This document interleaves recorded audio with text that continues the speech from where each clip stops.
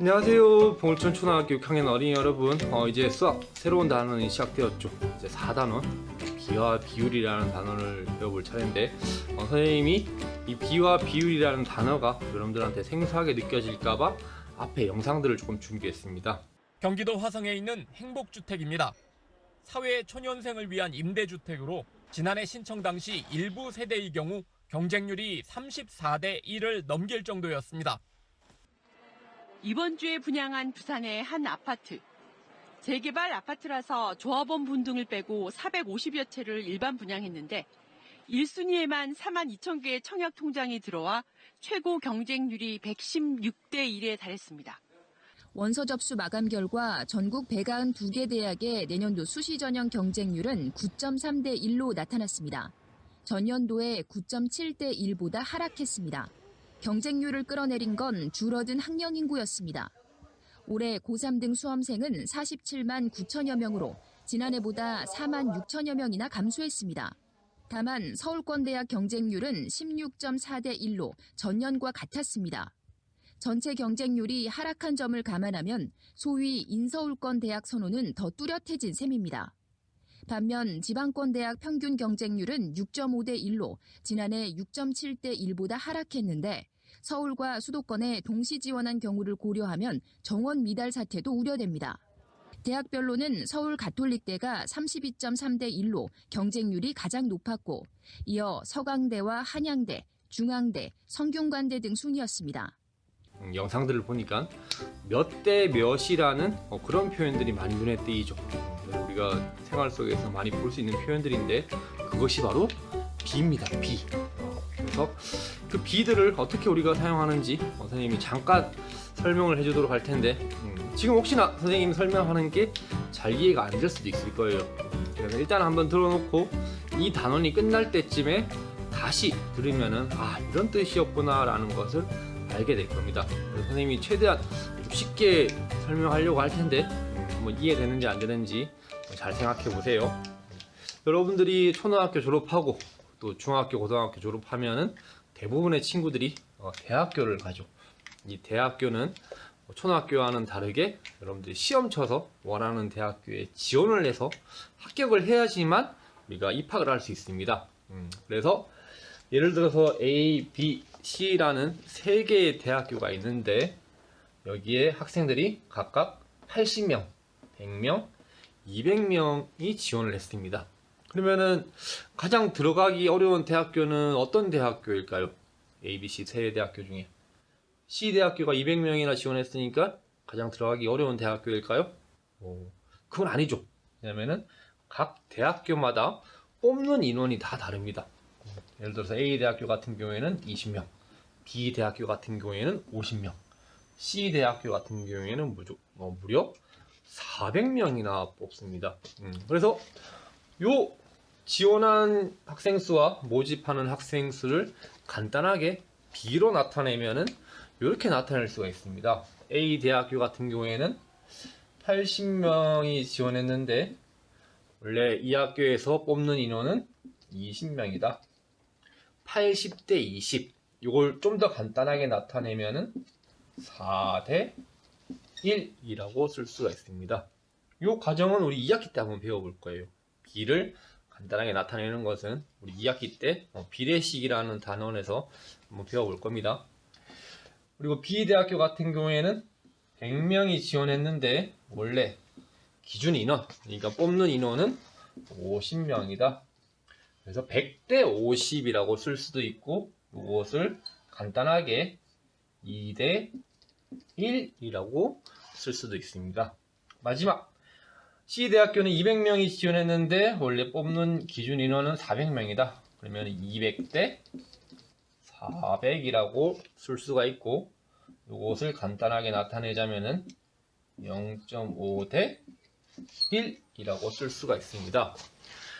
이 의미를 한번 다시 살펴보자면은 4대 1이라는 의미는 4명 중에 1명만 합격할 수 있다는 거. 2대 1이라는 것은 2명 중에 1명만 합격할 수 있다는 거. 그리고 마지막 0.5대 1은 무슨 뜻이냐면은 1명이 합격할 수 있는데 0.5명이 지원했다. 그러면은 전부 다 합격할 수 있다는 거죠.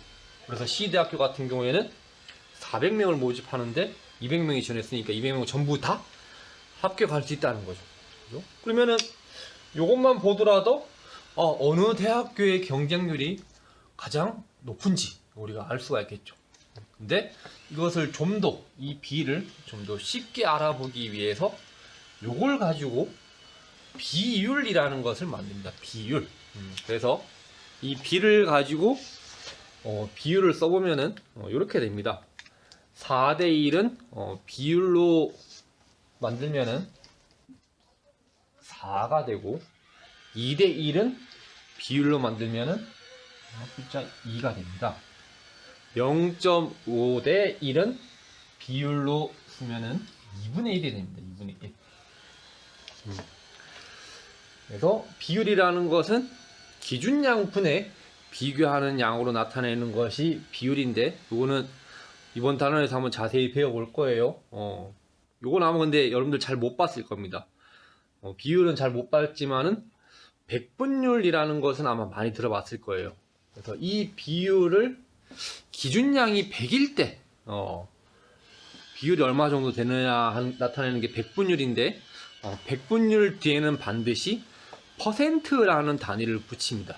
그래서 여기다가 비율에다가 100을 곱해주기만 하면은 우리가 백분율로 나타낼 수 있는데, 백분율로 나타내면은 4는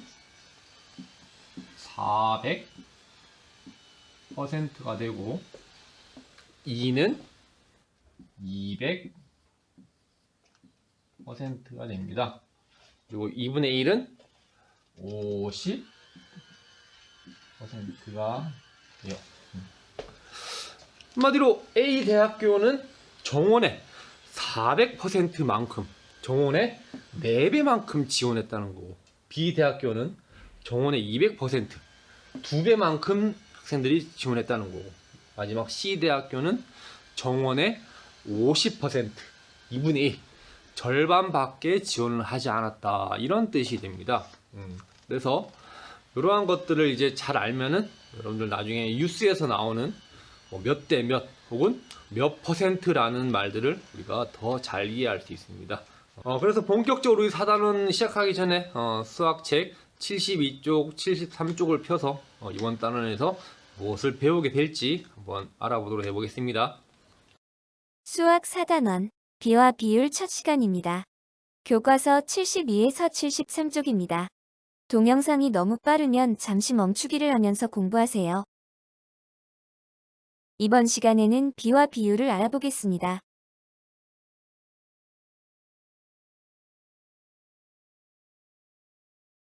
컴퓨터에 글씨체가 정말 많아요. 글씨체는 가로와 세로의 비율을 조정해서 다르게 만들 수 있단다. 비율이 뭐예요? 엄마가 곰이라는 글자를 보여줄 테니까 생각해볼까? 곰이라는 글자의 가로, 세로 비율을 다르게 하면 이런 모양이 됩니다. 비율이 바뀌었을 뿐인데 새로운 글씨체가 되었네요. 이 단원에서는 비율에 대해 공부해 보겠습니다. 비와 비율 단원에서는 어떤 내용을 공부하게 될까요? 여러분, 이번에 학교에서 알뜰시장을 열기로 했어요. 알뜰시장이요? 그럼 저희가 물건을 가져와 팔거나 사는 거예요? 그래요. 모든 별로 시간을 나누어 물건을 팔 수도 있고 살 수도 있어요. 자, 이제 준비하는 사람 6명, 판매하는 사람 3명으로 한 모둠을 만들어 보세요. 우리 모둠은 뭘 팔면 좋을까? 날씨가 더우니까 시원한 주스를 만들어 팔아보자. 나는 포도주스가 좋은데. 우리 포도주스를 파는 게 어때? 그래, 좋아. 그거 좋은 나도 생각이다. 포도주스를 좋아해. 드디어 알뜰시장이 열렸어요. 친구들이 각자 준비한 음식과 물건을 팔고 있네요. 우리 다 함께 알뜰시장을 구경해 볼까요? 여기요, 여기! 시원한 포도주스가 있어요! 포도주스 하나 주세요. 네, 여기 있습니다. 우와, 정말 맛있어요. 어떻게 만든 거예요? 빈 병에 물 3컵을 넣고 포도원액 2컵을 넣으면 맛있는 포도주스 한 병을 만들 수 있어요. 벌써 시간이 이렇게 되었네. 알뜰 시장이 곧 끝나겠어. 아직 모자랑 양말이 남았는데 우리 할인해서 팔아볼까? 그래, 모자는 2,000원에서 1,500원으로, 양말은 500원에서 200원으로. 됐다. 반짝 할인 판매합니다. 싸요, 싸. 모자는 1,500원, 양말은 200원이요. 어서들 와서 보세요.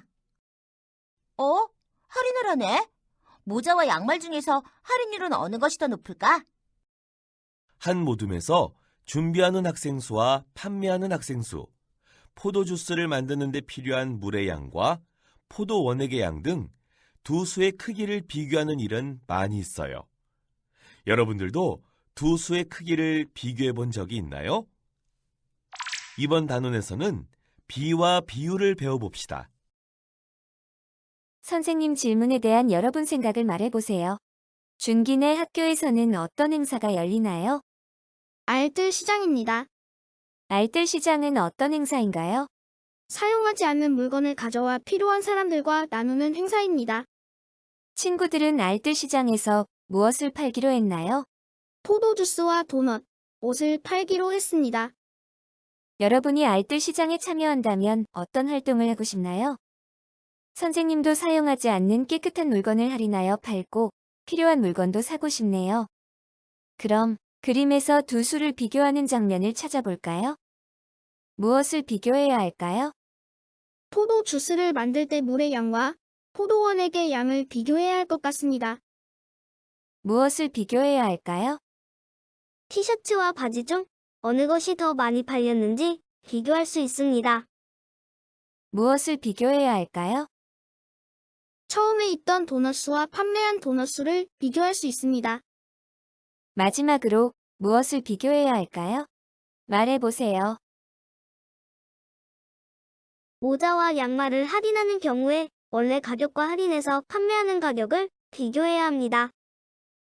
지금까지 알아본 내용을 통하여 4단원에서는 무엇을 공부할지 생각해보세요. 두 수의 크기를 비교하는 방법을 공부할 것 같습니다. 비와 비율을 공부할 것 같습니다. 비율을 실생활에서 어떻게 사용하는지 알아볼 것 같습니다. 우리는 5학년 1학기 규칙과 대응 단원에서 두 수 사이의 대응 관계를 알아보았습니다. 표를 볼까요? 노란색 사각판의 수는 초록색 사각판보다 항상 2개가 적습니다.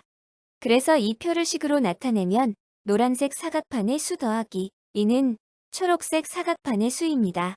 또는 노란색 사각판의 수는 초록색 사각판의 수 빼기 2입니다. 그리고 약분과 통분 단원에서는 분수를 소수로, 소수를 분수로 나타내었습니다. 0.3을 분수로 나타내면 얼마일까요? 네, 10분의 3이죠. 이렇게 배웠던 내용을 잘 떠올리며 이번 단원에서 배울 내용을 살펴봅시다. 두 수의 크기를 어떻게 비교할 수 있을까요? 두 수의 크기를 뺄셈과 나눗셈으로 비교할 수 있습니다. 비와 비율을 어떻게 나타낼까요? 비의 기호를 사용하여 비를 나타내고 비율을 구하여 분수나 소수로 나타내겠습니다. 그리고 비율은 실생활에서 어떻게 사용되는지 알아보겠습니다. 네, 잘 보았나요? 그래서 4단원 비와 비율은 어려운 계산이 없기 때문에 여러분들이 원리만 잘 알고 있으면은 어려움 없이 잘 넘어갈 수 있습니다.